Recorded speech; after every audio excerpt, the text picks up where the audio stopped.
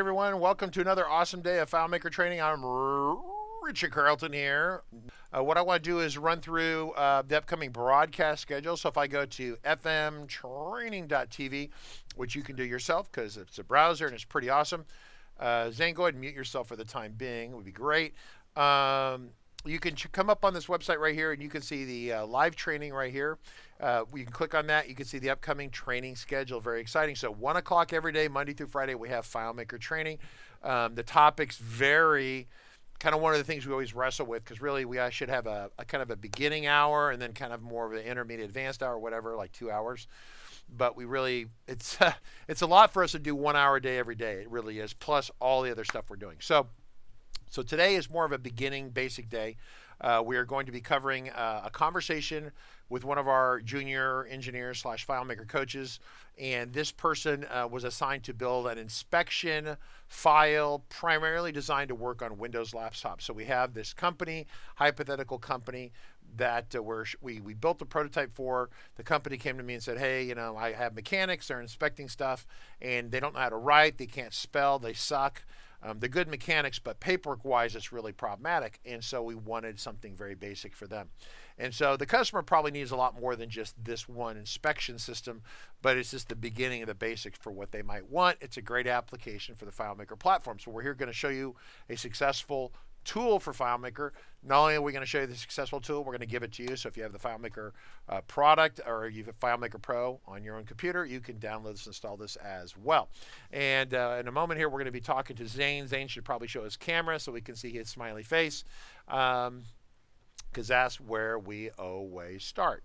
We also have Michael there today. Michael is going to be helping us as well if we need it. I don't know that we'll talk to Michael, but in the event we have questions about the manifest file or we have a question that we want either one of them to answer, we can do that. Now, really be helpful what we're doing on the question side. So welcome if you're Discord. We're broadcasting Discord. We're broadcasting to YouTube. Broadcasting on Twitch. YouTube and Twitch have a lot of people who lurk. There's a lot of people there. We don't see your names on Discord. We kind of have a better idea who you are. But if you have a question, please post a question. If the questions preferably are on topic, if they're not on topic, we might save it for later. So Zane, are you there? Welcome, Zane. Are you here? Zane is here. This is Zane. So Zane, look at the camera and smile. Hi. So this is Zane, one of our, we hired a 3-pack of new coaches, junior engineers about, I don't know, a couple months ago. And so they all started kind of together. Each one of them has a different background. They all have already been given their fighter pilot call signs. So when they're flying their jets, they can call on their call sign. So Zane, what is your call sign? 2 times. 2 times. So he does everything twice. So that's pretty awesome. Or maybe not so awesome, depending upon what's getting done twice, right? So Zane, let's talk about what your assignment was. You were given an assignment by me to build a kind of a prototype project. We have given the links, sample files away. And so you can see the inspection sample file. You can download it. It's unlocked. So what does this file do? And if you want to switch to your desktop, you can do that. Okay, so this is a work inspection form where you have, a helicopter, an aircraft comes in, and then something's wrong with it, or maybe multiple things, and then you can kind of put down a discrepancy or what was wrong with it, and then the action taken, and then whatever staff member is signed in can mark his Jan Hancock and initials where he did his work. Okay, great. So this is a generic file. It happens to have this company logo on it. They're an aviation company off the internet. They're pretty sharp people, but it's designed generically so it can be used anywhere. It's not aviation specific. What we have structurally here is basically what started off as basically it's a data entry file or like an invoice file, and then these are line items. So how many, you want to show us your field structure or your table structure? What do you have, two tables or 3 tables, or what do you have right now? I have 4 tables if you count the signature thing. Okay, well, go over the tables for me. Let's take a look at that real quick, because you're looking at the table occurrences. So we got the work order itself, which is kind of this inspection / work order. We have the line items. So a lot of people, we would say work order line items, but those are the items that support that. You saw those. Then there's this extra signature section. We're going to talk about that. I'm not clear on what the HTML section is. Do you know what is that section? Do we know what that is? Or is that something it's how they do their signature thing. Okay, so that's that. This HTML table supports the signature, right? And Right. so then this is a staff table right there, which is important. So let's go exit out here and take a look at the solution file. So basically, this was designed and resized. There's a little bit of workflow in here. So a single inspection. So it could be a vehicle mechanic, boat mechanic, whatever. It doesn't matter. Wherever you have someone doing an inspection, any inspection, electrical. It may not even have to do with the repair. It could be just this was reported as a discrepancy or a problem, and then the mechanic went and verified it. Now, this was designed for a laptop, a PC Windows laptop, because that's what this potential customer had on it. And so the issue was, well, we need the ability to do signatures because, at least in aviation, having a signature sign-off is a federally mandated, regulated thing. I know if it's the FAA in the United States, in Canada it's a CAA or whatever they call it. In Europe it's called EASA, EASA I think is what it is. Basically the same thing, kind of loosely. And so they're really big on you have a certain rating and you can sign off on stuff. So what ended up happening here in the work files, which is really interesting, is that at least in the United States, you can have a mechanic who can do work. The mechanic is like there's like two levels of mechanics. There's a mechanic, and then there is a mechanic above them. I'm just speaking in layman terms here, but they call it an IA, but problem is like a mechanic who can also sign off on more critical items, right? And so if we want to create a new report, let's just walk through this. People can see this. We've integrated signature capture in with FileMaker Pro. Go ahead and press the new report for me, please. And so we'll go ahead and start filling out that right there. Just going to put the data in. You can do command minus sign, put the current data in. It won't, yeah, if you put that into a day, it's going to freak. Go ahead and let's add a line item. Okay, yeah, that would be a really bad thing. We applied WD-40. Okay, now just hold for a second. So this is a really interesting problem. So if we have a bad wing, some of these people are like, oh damn, right? Yes, Ken Barrow's like, yeah, I ain't ever going there. That's the bad stuff. So this is all sample data created by Zane, which is fine. And the idea is that the discrepancy is here. We have a problem. There's some sort of problem, like in people in a car. It makes a squeak when I turn right. Right? You always hear that at auto mechanic. And the auto mechanic's like, so what they try to do is re-verify the problem, and they try to reproduce it. And even in software, you can even use it in software. Bug reported, bug reported, bug reported, bug reported. And then the things that they need to do is verify it, one, and then actually take corrective action. That could be two things.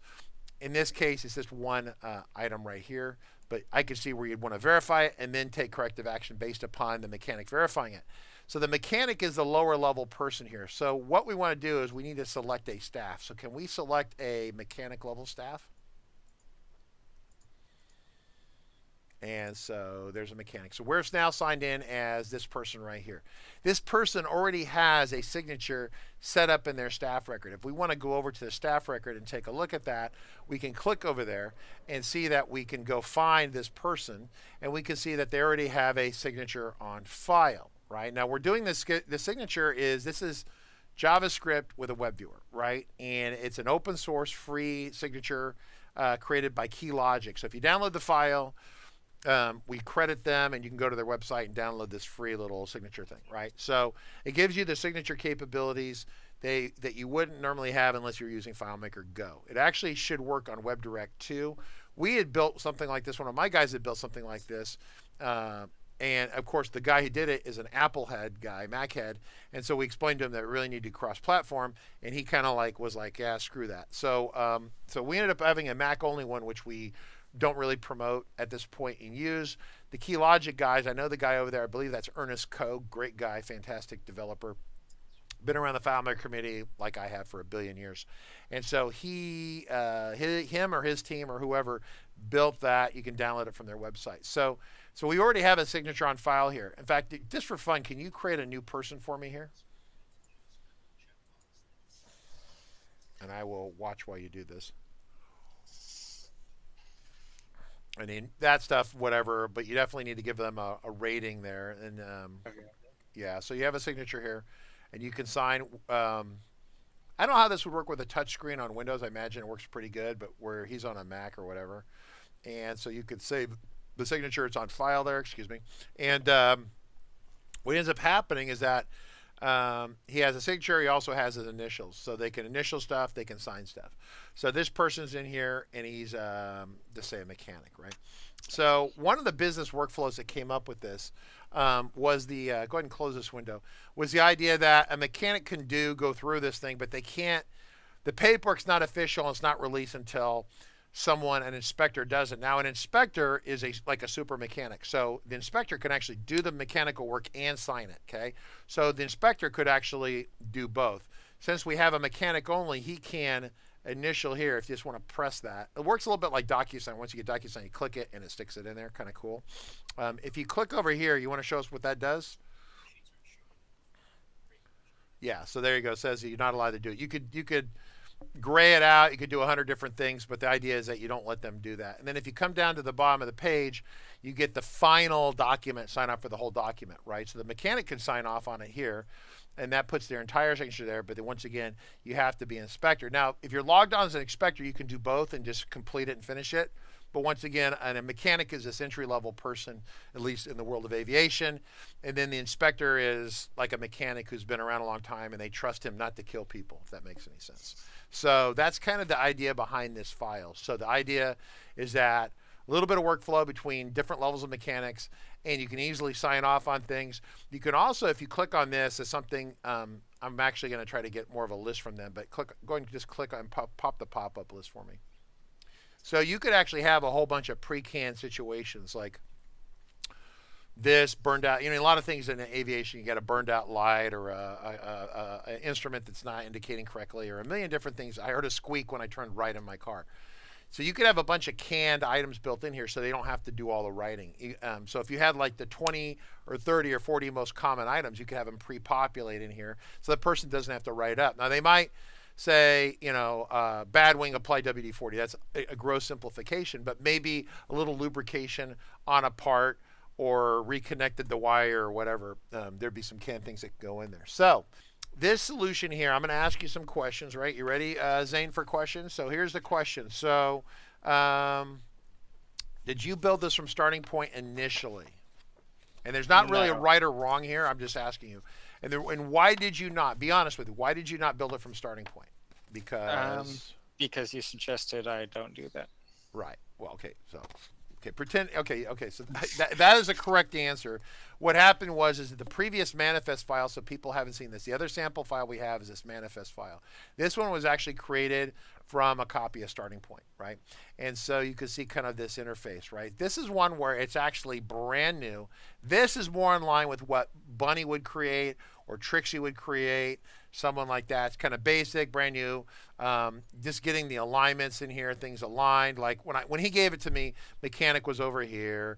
Things weren't centered. I mean, even like action taken is still wrong, right? I'm not sure if it should go there or it goes on the left, but he's got it kind of randomly hanging out about a third of the way or a quarter of the way across the screen. And so that's kind of like a little issue there, where if it was over here, you'd have very specific things you could follow in this sample file, if that makes sense. So that's kind of the idea over here a little bit. So, so this came from starting point. The upside was that it came from starting point. The downside, it came from starting point because there's a lot of stuff you had to cut out. They initially built this file and they left all the other stuff under the hood, contacts and projects and timesheets and all this stuff that had nothing to do with the manifest. And so then they had to spend some time carving it out and removing it. So if you have a CRM, then start with starting point. But if you're building something that's totally different, you know, maybe starting from scratch is educational as well, right? It could be a really good idea. So Ken has a question. So we have a pen. I have a pen. Are there different roles set up for FMA security or elsewhere? We did not go that far with it. You could absolutely restrict it. The security is being restricted at the script level. So the script understands that this person is logged in. It says mechanic, right? And so when he clicks over here, this script will say, hey, this global, it's a global field. These are globals, right? This mechanic is logged in on this. You're not allowed to assign the inspector, so the script stops it. Now, is that like super concrete security? It's what we call workflow security. So workflow security is generally good enough within an organization.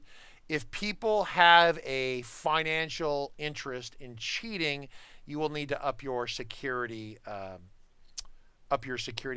you handle that, because you can kind of hack your way and get around it if you know what you're doing and you're more of a talented FileMaker person. Most organizations, something like this, this person already knows, frankly, it's a crime, literally a crime, to sign off over here. So if he wants to sign off over here, A, he already knows the crime. B, we're just trying to reinforce. It's like locked doors keep out honest people. Locked doors don't keep out criminals. So if you actually have a criminal threat, like this guy makes an extra $1,000 a month if he can come over here and do this and get away with it, you might want to put more serious security into this and look at the fact that he's a mechanic and look at that kind of stuff, right? It's not so much we're hiding stuff. In fact, actually, with the workflow security, the way this is, see, a lot of times with security, you hide things. You don't want someone to see a financial number, or they can't create a record or something like that. In this case, we don't want them to activate this script right here, because that script runs a JavaScript. Is this a container right here? Is this a container? I think we ended up being a container. Yes, it is. So what it does, it takes, so the key logic, the signature stuff, you use it initially to capture a signature, and then we load it in the container. So if you come over here, right? So the weird key logic, kind of hackery, kind of magical, not built into FileMaker stuff, is when you actually click right here, because these are all containers, right? So they're the stored containers. So the script is saying over here, this script goes, are you an inspector? And if you are, copy your signature and glue it in there. So are you that level of person? Copy, paste, or set field, or whatever it's doing. Okay. So the part where it actually captures the signature and renders it out as a container is the only part where we're using this right here. Otherwise, you don't need it, right? Technically, you don't have to use the key logic stuff. If you could take your signature, scan it, and then copy and paste and stick it in the container. Pain in the ass, but you could do it that way. Yeah, so I think it depends on the level of threat, right? Would you put armed guards with attack dogs and electric fence around this application? No. No. But if this guy could click over here and no one knew he did it and he made another $1,000 a month, that's called incentive. You don't want that, right? If you have that, then you need to make sure you really look at it, make sure you can't get into trouble with it. Once again, you could even go so far as having one layout for the mechanic, and they only see this, they see everything here except that column, right? So the mechanic sees this, and then the inspector, two things. One, the inspector wants to see that someone else did the work, right? And they're verifying it's been done. Now, if they're doing it themselves, then they know they did it, and then they sign off on both, right? Makes sense. So interesting how this works. I think it's a really great little sample file. It's snuggly, it's cuddly, it does a lot. And it's a basic good tech demonstration. And it's also what junior people will build, right? And the reason that, you know, let me ask a question. Why did you use red up here instead of blue or instead of another color? I know the answer. I want to hear you say it. I tried to match their color right One here. of the tricks that you do as a FileMaker developer, you always want to make sure you incorporate the logo of a good sample record or the company in general. And so he was trying to make it match their logo. So this company, I visited them. I don't get the impression they think they're red, but because red generally in a lot of ways is not good. But he tried to make it match, and he didn't know any better. And I think that's not a bad thing necessarily, right? There's no right or wrong. There's no reason it has to be blue or anything else. Reason we do blue in starting point is because it's going to generate less complaints than some other color, right? So back to the different layout inspector, you couldn't just use a hide object if setting. So here's the rub with the hide. So we're talking about security and this little function over here. And that is that if you want to restrict people from seeing something, you really need to restrict it in the security dialog. There are ways of there are ways to get really clever by injecting values into variables, things like that. Like if someone could figure out the variable that you're using to describe mechanic, and they figured out a way to set a different value in there for some reason, then they could override that setting and change that, because you're doing the security with a global field and a hidden object check on screen. So Ken's saying, well, what if you did a hide? So if it's mechanic, you don't see this. So I guess you'd only see it if you're an inspector, right? Flip it the other way. And that's a way of doing it. But I will just simply tell all of you, once again, if there's a financial, like a legit, substantial financial incentive in it for someone to be bad, you need to increase the level of security, okay?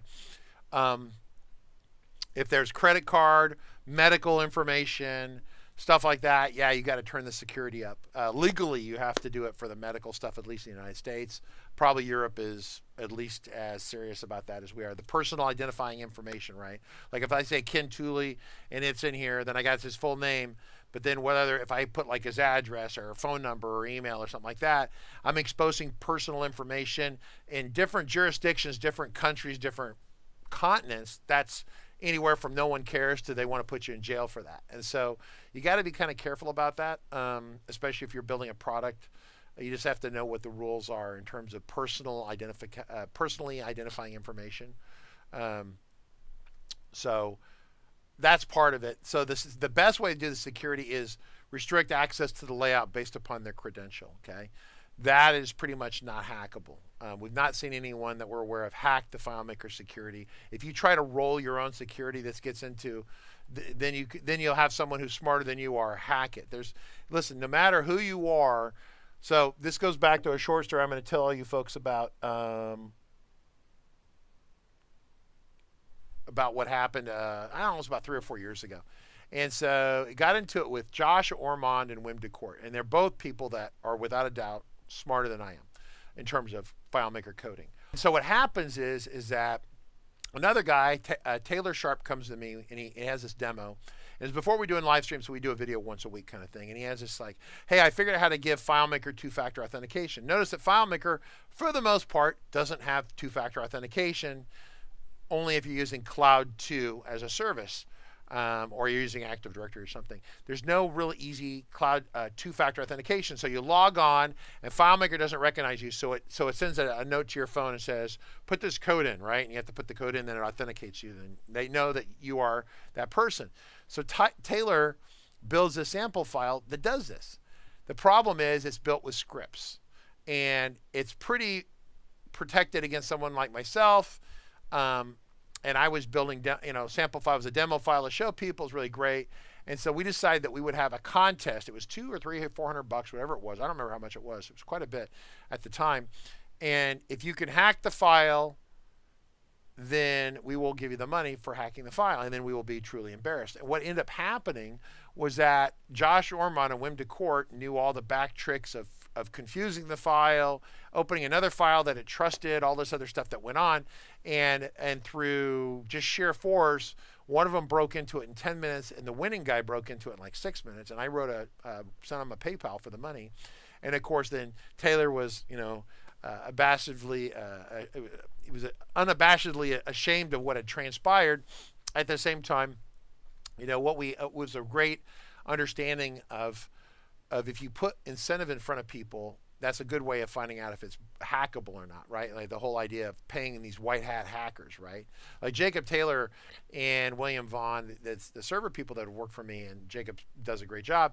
They have gone through and tried to hack into stuff just from the standpoint of trying to see if it can be broken so we can alert the people. You want to make sure that you secure your stuff. If there's financial incentive, the best way to secure it is using the security.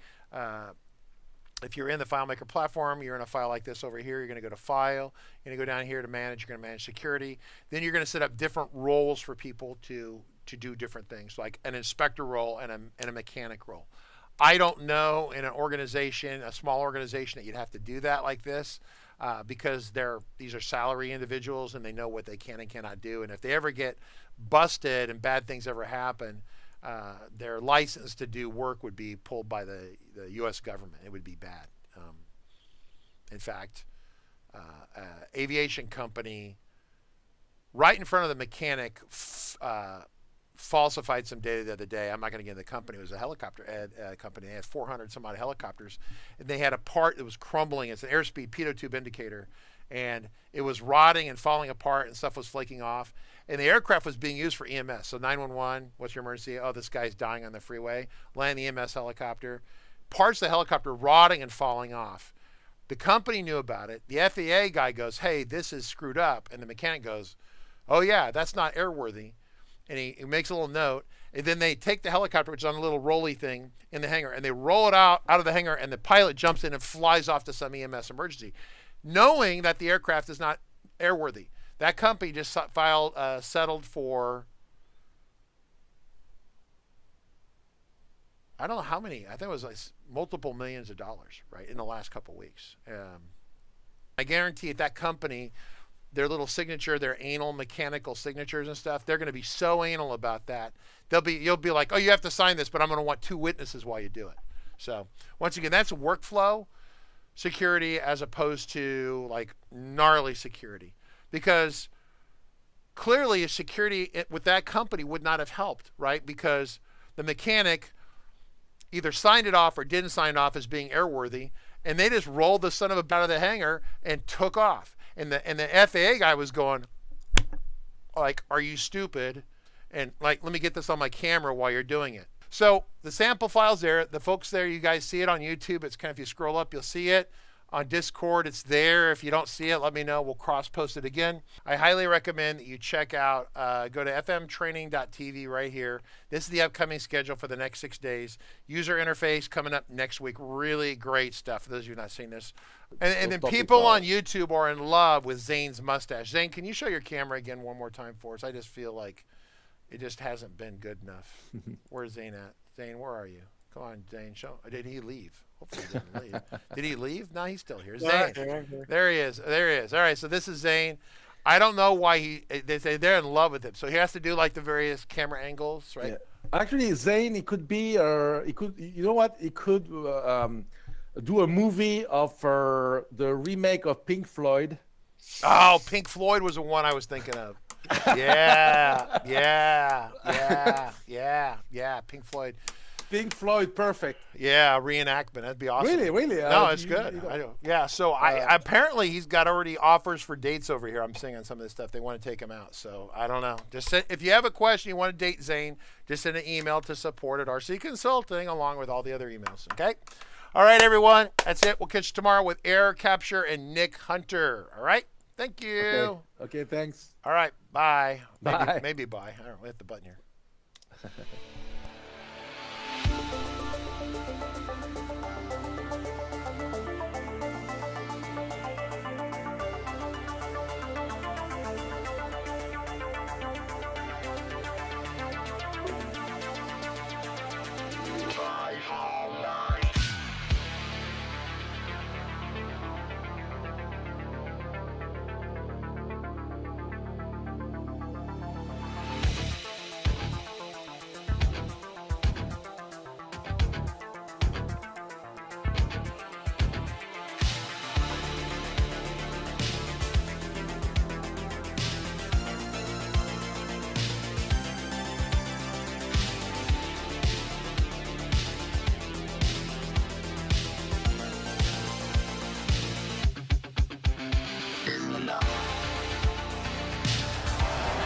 And the guys just stepped up the whole way. Calm, cool, collected. The quarterback, great read, good patience. More importantly, great job up front protecting this quarterback to give you a chance. And that's all you can ask for. Trying to rally down 10. 9:25 to go here in the fourth. Short motion by Amendola from the left. Brady takes the shotgun snap. Stands in, throws it left for Amendola. Reaches up and snacks a high throw and lands inside the 10. Rolling to the 9. Ball slightly behind him, but Danny makes the grab.